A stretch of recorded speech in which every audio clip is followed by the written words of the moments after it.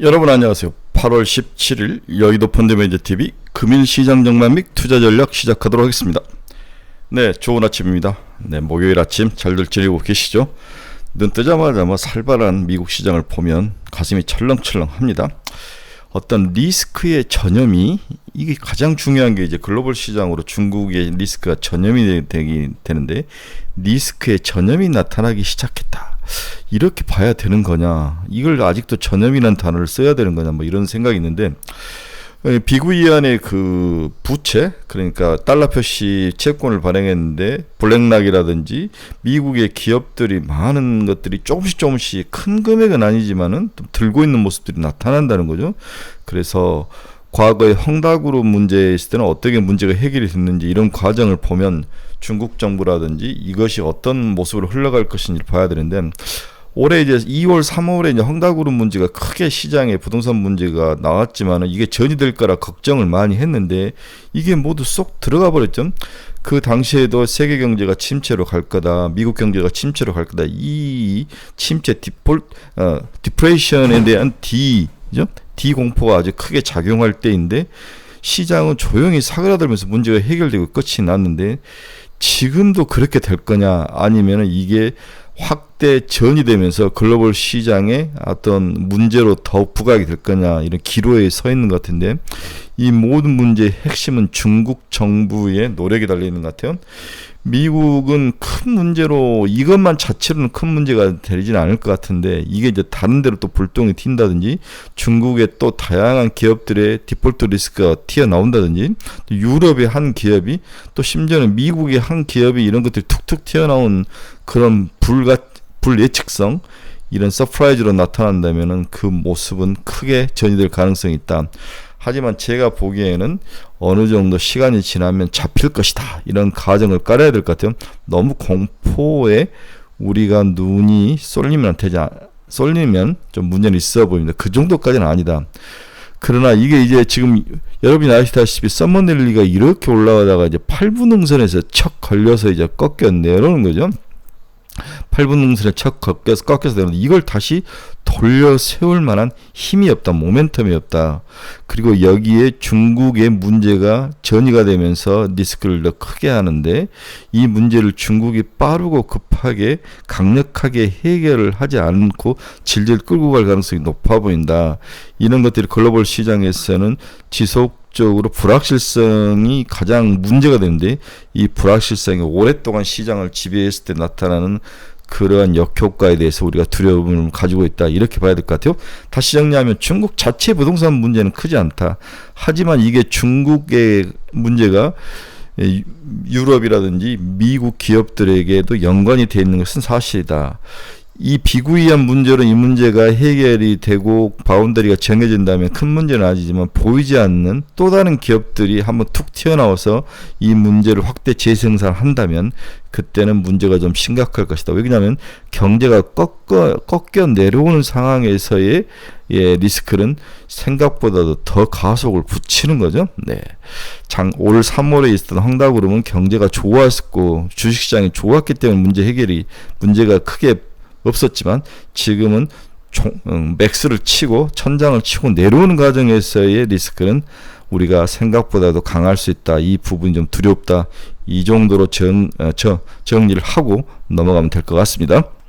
구독, 좋아요 많이 눌러주십시오. 네, 금요일이 아니라 금일 미국 주가 추이 하락의 원인을 보면 중국하고 FOMC 회의록이 시장에 영향을 많이 미쳤다. 미국 뉴욕 증시는 중국 경제에 대한 우려가 작용하면서 곤두박질을 쳤죠. 이날 증시는 오후에 FOMC가 7월 의사록이 발표되고 국채금리가 다시 상승세로 돌아서면서 낙폭을 확대하면서 마감을 했다. 한때 상승세를 보였던 다우지수도 끌고 내려가면서 하락 양면에 동참할 정도로 시장이 약한 모습을 보였다. 연준은 이날 발표한 7월 FOMC 회의록에서 다수의 이유는 인플레이션의 상방 위험이 계속 보인다는 점에서 추가 긴축이 필요할 수 있다고 진단을 했다. 반면 일부 참석자들은 너무 과도하게 금리를 인상하면 위험이 있으니 주의를 해야 된다. 서로 의견이 엇갈렸지만 이 너무 과도한 금리 인상에 대해서 걱정하는 의견은 많지 않았다는 거죠. 올해 연초 초에 헝다그룹 문제가 발생을 했을 때 이 헝다그룹 부동산 문제는 어떻게 해결이 되는가, 해결 프로세스를 보면 23년 2월 3일 헝다그룹은 홍콩거래소에 공시를 내고 227억 달러, 약 29조 원 규모의 해외 채무 조정안을 발표했다. 와, 29조나 됐었네요. 공시 내용에 따르면 헝다그룹은 채권자들이 보유한 일부 해외 채권을 헝다그룹 자회사는 헝다물업, 헝다자동차의 신규 채권 및 주식 연계 채권으로 교환하는 방안으로 합의를 했다. 굉장히 독특하게 문제를 해결을 했네요. 해당 채무조정은 10월 1일부터 정식 발효가 된다. 올 10월 1일. 이번 채무조정으로 헝다그룹은 회사 노력에 어느 정도 성과를 거두게 됐다.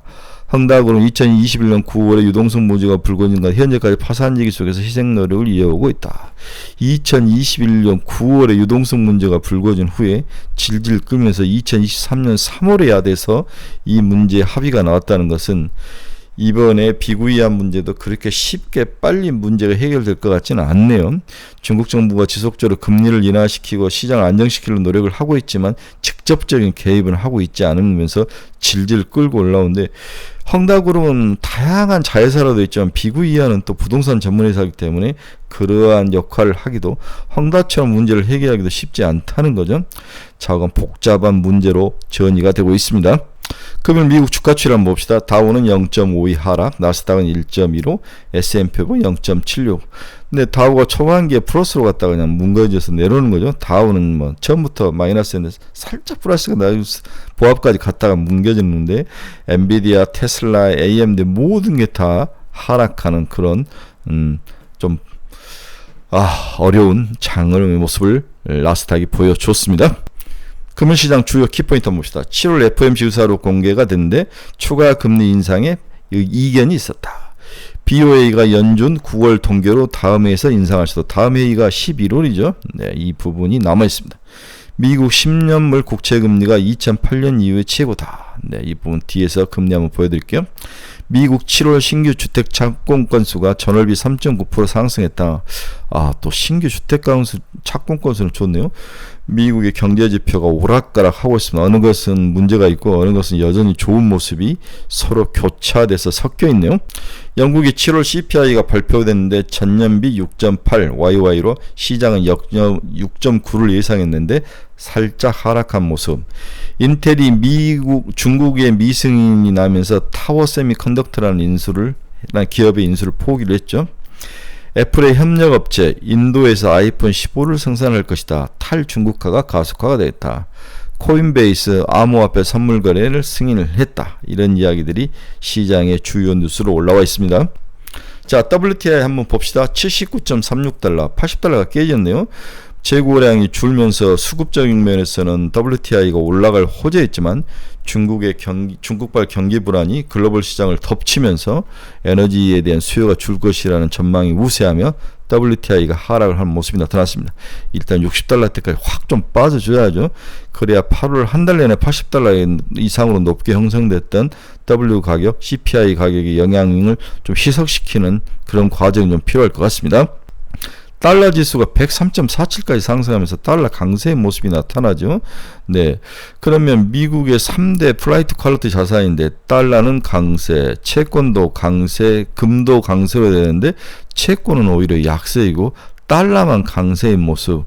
그 다음에 금도 그렇게 강한 모습이 아니다. 그 말은 이러한 중국의 리스크가 미국 시장에서는 그렇게 크게 시장을 지배할 만한 그러한 상황은 아니다. 플라이트 퀄리티로 도망갈 그러한 상황은 아니다. 이렇게 이해를 하시는 게 맞을 것 같아요. 너무 염려할 필요는 없다. 시간이 지나면 이 문제도 저는 개인적으로 해결될 것으로 보여집니다. 최근에 이제 환율 시장에서 모든 문제들이 크게 발생을 하는데 원화도 1344.540원까지 상승하는 그런 모습을 보여있죠. 달러 강세가 반대편에 있는 원화 통화는 약세로, 우리 원달러는 약세로 돌아서면서 외국인의 자금이 지속적으로 유출이 되는 그러한 단점을 노출을 하고 있습니다.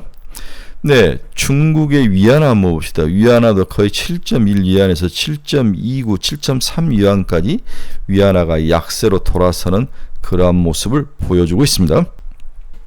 앞에서 내가 금 가격은 0.63% 하락을 했죠. 달러는 강세, 채권은 약세, 국채 가격이 약세라는 거죠. 금도 약세. 이 세 개가 모두 아주 초강세로 가야 글로벌 시장에서 플라이트 투 퀄리티 안전자산 선호 현상인데 그렇지 않는 상황이다. 그래서 이 상황을 그렇게 우리가 호들갑을 떨 만큼 파로 떨 만큼 위급하게 보는 시각이 있는데 미국에서는 그렇게 보지 않고 있다는 것을 증명하고 있는 거죠. 만약에 플라이트 퀄리티 안전자산 선호 현상 중국의 그러한 디폴트 리스크가 전이가 미국에서 강한 영향을 미치고 악영향을 미친다면 채권이 강세로 가야 되겠죠. 국채가. 그러나 국채 2년짜리는 오늘도 2.8bp 상승하며 약세의 모습을 보여주고 있네요. 10년짜리는 4.273 5.3bp 상승하며 채권 시장에서는 중국의 리스크가 크게 전이되는 모습은 없습니다. 테슬라 3.16% 하락. 테슬라가 이제 중국에서 여전히 가격 전쟁을 하면서 글로벌 시장에서는 이제 테슬라가 꺾이는 모습이 나타나는데 이러다가 $200가 무너지면 우리나라의 에코프로 형제들 양극재들이 한 번 더 추가 하락할 가능성이 높기 때문에 주의할 필요가 있어 보이는 거죠. 애플은 0.12% 하락, 크게 하락하지는 않았습니다. 엔비디아도 0.58, 그렇게 많이 하락한 건 아닙니다. 아주 강하게 버텨주지는 못하지만 그렇다고 심하게 무너지는 모습은 아니다. 이렇게 이해를 하셔야 될 것 같아요. TSMC는 플러스가 났습니다. 마이크론 테크놀 1.52% 하락했습니다. 메타 플랫폼스도 2.54 하락, 노블록스는 0.47% 하락. 비트코인도 29,000달러로 29,000달러 하락의 벽을 향해서 가고 있는데 이게 깨지면 28,000달러죠. 하지만 늘 비트코인은 28,000에서 30,000달러 사이에 왕복 달리기다 이렇게 봐야 될 것 같아요. 네. 자, 오늘 시간은 없지만 한번 봅시다. 중국의 침체를 압도하는 미국 성장력의 맷집의 강도가 중요하다. 중국의 침체를 압도하는 미국 경제 지표들, 미국 경제 펀더멘탈, 미국 경제의 맷집이 얼마나 잘 버텨줄 것이냐가 중요한 이번 싸움의 핵심이다라고 본 거죠. 그래서 미국 경제의 다양한 맷집을 측정하는 지표가 여러 가지가 있지만 이 중에서 몇 개를 한번 살펴보면서 미국 경제가 중국의 저 난리 속에서도 강한 맷집을 가지고 있다를 한번 설명해 드리겠습니다. 하도 우울한 소식들이 많으니까 오늘은 좀 긍정적이고 브라이트한 이야기를 해드리고 싶어서 제가 이걸 골랐던 거죠. 자, 중국의 침체가 글로벌로 전이가 지금 잘 안 되는 것은 미국이 성장 상태이기 때문이다. 그로스가 나 있는 상태이기 때문에 중국의 전이를 충분히 막을 수 있는 그러한 경제 펀더멘탈이다.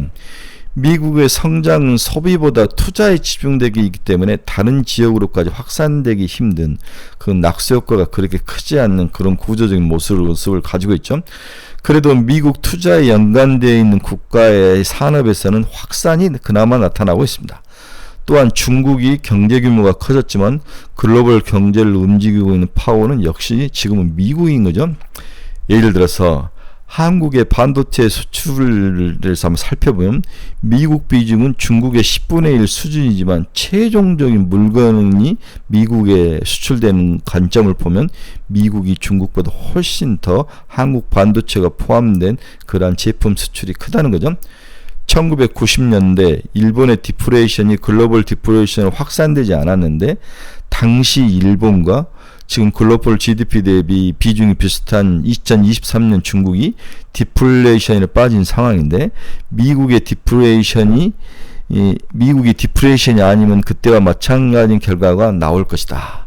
즉 1990년대에도 일본이 디플레이션에 빠졌고 2023년에도 중국이라는 넘버 2들이 디플레이션에 빠졌는데 미국의 경제 상태가 디플레이션이 아닌다면 충분히 이길 수 있던 모습을 나타냈다.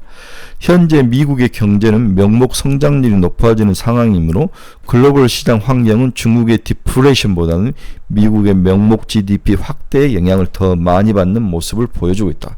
우리만 해도 이제 새로운 정부가 나타나면서 중국보다는 미국에 의존하는 경향, 미국과 산업 자체가 연관되어 가는 거기 때문에 물론 이제 중국의 영향을 100% 안 받을 수는 없지만 나름대로 미국과의 연관되어 있는 거, 미국 경제가 튼튼한 거, 미국의 새로운 4차 산업으로 기술의 진보를 나타낸 쪽으로 시장을 구조를 변화하는 과정에 우리 한국이 여기에 강력하게 등에 올라타서 가는 모습은 그나마 이러한 리스크를 잘 막을 수 있다.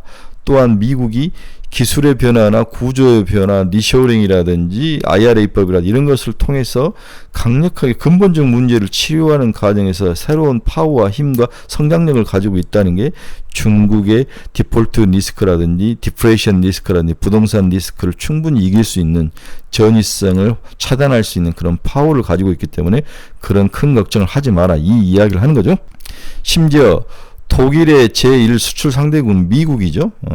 그리고 중국은 독일에겐 4위 수출국이고, 그런데 스웨덴의 1 수출 상대국이 독일인데 제조업 주문 지수가 독일이나 스웨덴이 모두 상승하는 모습을 보이고 있다는 거죠. 그만큼 현재는 미국이 시장의 핵심이고, 미국에 의존해서 국가 발전을 하거나 제조업을 키우거나 의존도가 높은 국가들은 튼튼한 모습이 많다. 유럽에서 그런 모습도 강하고, 한국도 대만과 일본과 우리가 중국보다는 미국에 의존되어 있는 산업 구조로 바꿔가는 과정이기 때문에 리스크의 전이는 생각보다 크지 않을 것이다, 이 이야기를 하는 거죠. 자, 반도체 수출을 보면 미국이 4% 5%가 안 되는 거죠. 하지만 최종 수요는 25%를 넘어가는 모습. 중국은 우리에게 반도체를 가지고 미국에 파는 모습인데, 이 최종 수요 측면에서는 훨씬 미국이 더 많은 반도체 수입국이다, 이렇게 봐야 될 것 같아요. 미국의 명목 GDP 성장률이 커지는 모습, 이런 모습이 나타나기 때문에 미국의 강하고 튼튼한 모습이 이 중국의 리스크의 전이를 막고 있다, 나름대로 잘 버티는 원인 중에 하나이다, 이렇게 봐야 될 것 같아요. 두 번째로는 미국의 재고가 생각보다 적다, 이 부분을 또 긍정적인 요인으로 여러분들에게 말씀을 해드리고 싶네요. 재고는 굉장히 산업 생산이라든지 기업의 실적과 연관되어 있는데 미국이 가지고 있는 재고가 생각보다 적다, 이러한 어떤 경제적인 숫자적으로 증명된 사실은 우리에게 이 리스크가 그렇게까지 심각하지 않다를 잘 보여주는 거죠. 중국이 리스크 속에서 헤맬 때 이 전이력이 크지 않는 이유는 미국이 강력하게 버티고 있다는 건데, 그 중에 하나가 미국의 재고가 생각보다 적다. 향후에 재고를 더 늘린다면 생산력이나 기업의 실적이나 성장률은 충분히 더 확보할 수 있다는 의미로 받아들여야 되는 거죠. 미국 기업들의 재고가 적다는 것은 추가 성장이 가능하며, 그렇죠, 이게 굉장히 중요하죠. 추가 성장이 가능하며 기업들의 재무 구조가 튼튼하다는 것을 의미를 하고 있다. 자, 미국 비농업 판매 대비 재고비를 나타내면 재고가 이렇게 높지가 않죠. 이렇게 미국의 재고가 높지를 않다는 것은 재고를 더 쌓을 수 있고, 이 과정 속에서 미국 기업들이 성장력을 구가할 수 있는, 추가 성장력을 구가할 수 있는 파워를 가지고 있다, 이렇게 이해를 하시면 될 것 같습니다. 자, 다시 한번 이야기를 정리해 봅시다. 1990년대 일본의 디프레이션이 수출되지 않았던 것은 1990년대 미국이 경제 성장률의 과정이 있었다. 그 다음 2023년에 중국이 1990년대 일본과 같은 경제 규모로 디프레이션이 발생을 했는데, 이 부분의 강하게 전이가 될 위험이 적은 것은 지금 미국이 성장력을 구가하면서 새로운 기술 변화를 간 4차 산업의 핵심으로 투자와 그리고 올바른 방향으로 가고 있는 모습이 나타나기 때문이다. 따라서 이번 중국의 비구이한 문제 같은 부동산 문제는 우리가 생각하는 것보다도 그렇게 미국 시장에, 글로벌 시장에 크게 전이가 될 위험은 작다, 곧 진정이 될 것이다, 이렇게 봐야 되는 거죠. 또한 글로벌 시장의 위험 속에 중국의 디프레이션 때문에 중국의 부동산 문제가 위기에 닥칠 때마다 이제 금리를 더 이상 올리지 않을 가능성이 높죠.